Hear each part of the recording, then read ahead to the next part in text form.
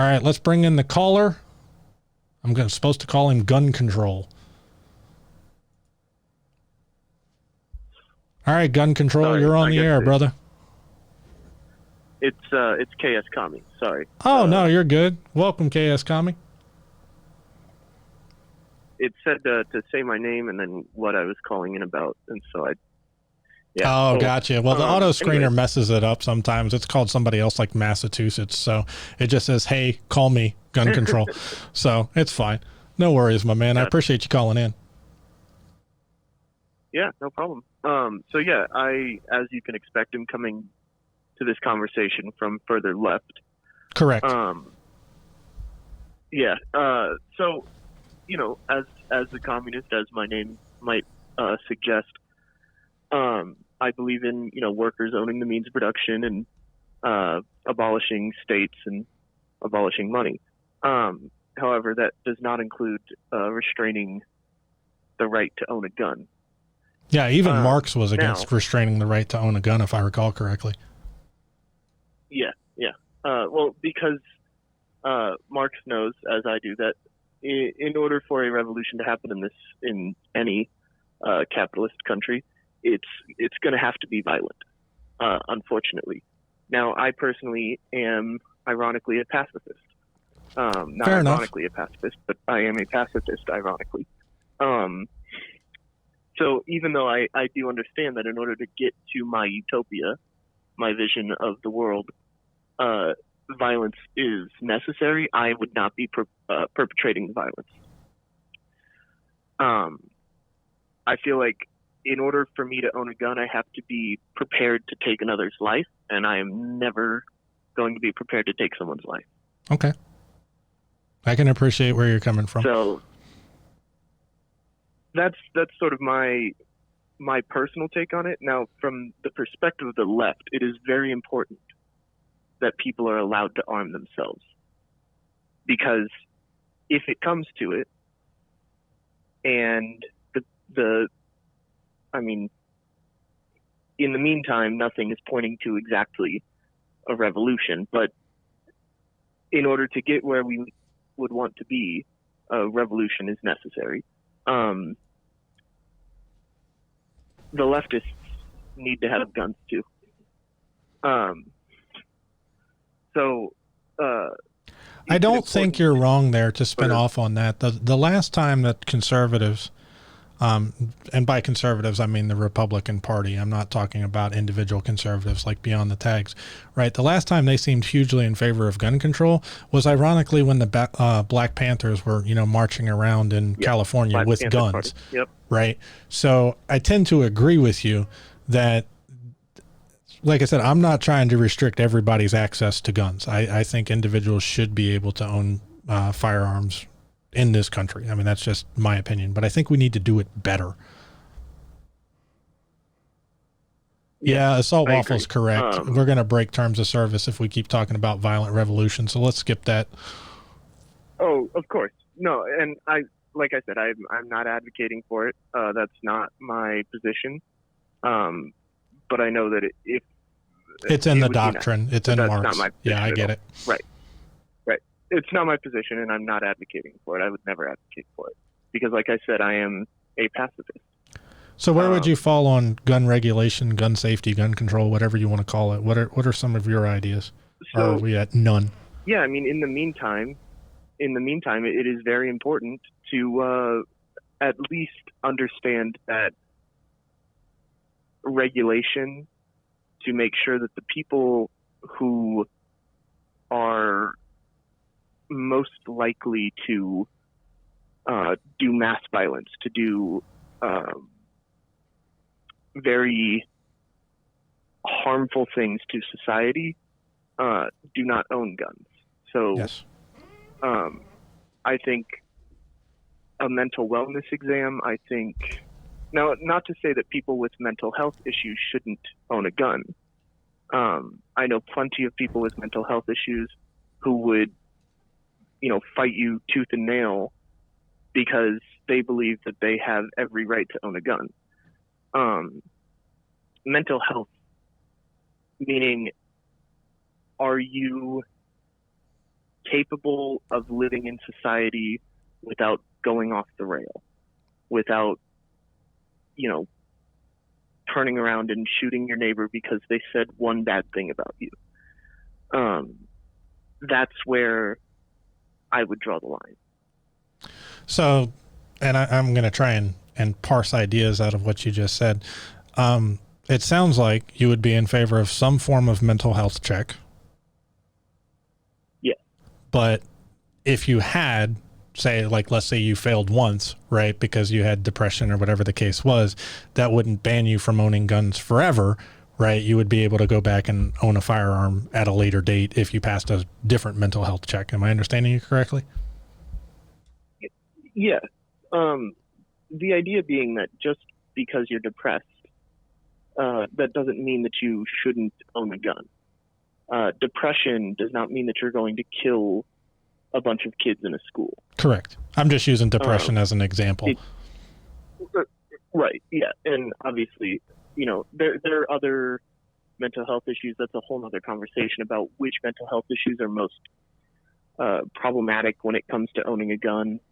But if you are managing your mental health, that should allow you to own a gun. If you are being a reasonable human being when it comes to your own personal mental health, there's no reason why you shouldn't have a gun. No, I would tend to agree with you on that. I think there needs to be, and that's why I was advocating not only just for class and training for the individual, but that person who teaches the class and training to have some sort of, I don't care whether it's police or whatever, that they could, report their feedback to. I would like them to have some basic, hey, this is what you kind of need to look out for signs at a minimum, right? Because I don't think everybody that wants to own a firearm needs to go to a psychiatrist or a social worker and get a, check mark clean bill of health. I think that's a little overkill, right? But I don't see why we couldn't, to use the pun, kill two birds with one stone here and have them get firearms training that's relevant to the class of weapon they're using or learn or wanting to use, right? While at the same time having, at least the most blatantly obvious warning trigger signs being noticed by somebody who can report this shit. Yeah. Yeah. So have the teacher be somebody who is trained in mental well-being and can understand when somebody is genuinely a risk. Yeah. Yeah. Or even, like I said, if they don't have, I'm not asking for experts here, right? But if they've got some basic, here are some signs you should look for, they should be able to raise a flag to somebody to at least have it looked at closer. Right. I'm trying to think of an example.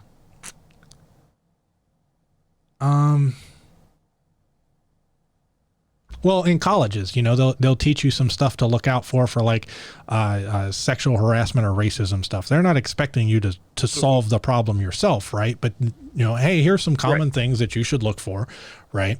And if you see these things, you should raise a red flag. That doesn't mean the university comes in and boom, fires that person immediately.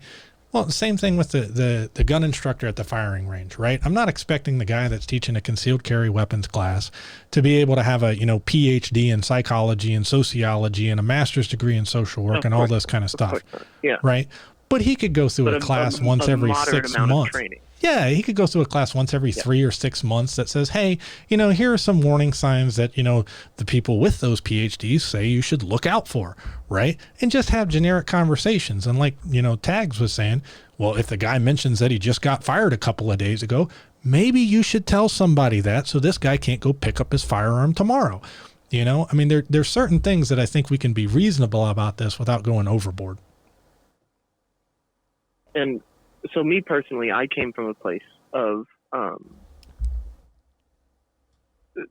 disregarding, hating even the Second Amendment, because I saw it as a tool for people who want to do harm to other people to get weapons. But I've grown from that view. And in my current perspective, what I see the Second Amendment as is a way to protect oneself against tyranny. If something like the McCarthy era were to come back, in this country, and maybe it was 10 times worse than what McCarthy was doing. My people, my genre of leftist, would be able to protect themselves if we were being hunted down in the streets by cops. Correct, at least in theory. I understand where you're coming from. Right. Yeah, and I'm not advocating for it. I'm not saying violence is a good thing, but protecting oneself is where the most important part of that is. Protecting against a tyrannical government. I mean, that's what the Second Amendment outlines. If you read it as an individual right, I tend to agree with you. I've also seen the argument that if you read it as a defense of the state, this is how we're going to form a militia type government, right? Or militia to protect the government, that it's a different argument. But I tend to lean your direction. Like I said, I do think that it's if the state were to turn tyrannical / violent / whatever, then since, we are armed, we would have the right to, or the ability to, at least in theory, oppose the state. Right. And I don't disagree with you. I just think we need to be smarter about how we manage this. I don't think it's whatever the hell you want goes. And apparently neither does anybody else, because I can't go buy a nuclear bomb. I can't go buy a functional jet fighter and keep it in this country. I think one of the rich guys that has one, it's kept in Russia or something, right? You can't have it over here. I'm not advocating for just open purchase of any weapon. I don't want to see miniguns and rocket-propelled grenades and stuff like that. I don't want to see that in the streets of America. I don't even feel comfortable seeing an AR-15 in the streets of America. That's my personal thing. I don't see in what case defending oneself calls for a high-powered, high-velocity weapon. Something like a pistol would do you just fine. No, I can understand where you're coming from. So let me give you the final wrap up, and then I'm going to drop you and catch up with chat real quick. I appreciate you calling in. I appreciate you dropping by the stream for real, man.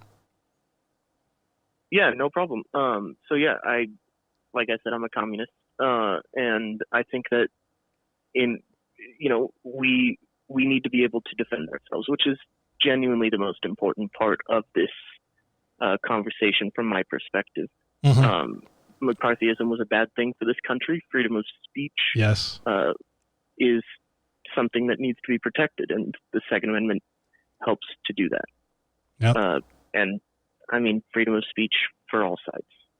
I tend to agree with you there. Thank you so much for your call, KSCommie. I greatly appreciate it, and you're more than welcome anytime, man. I hope to catch you again.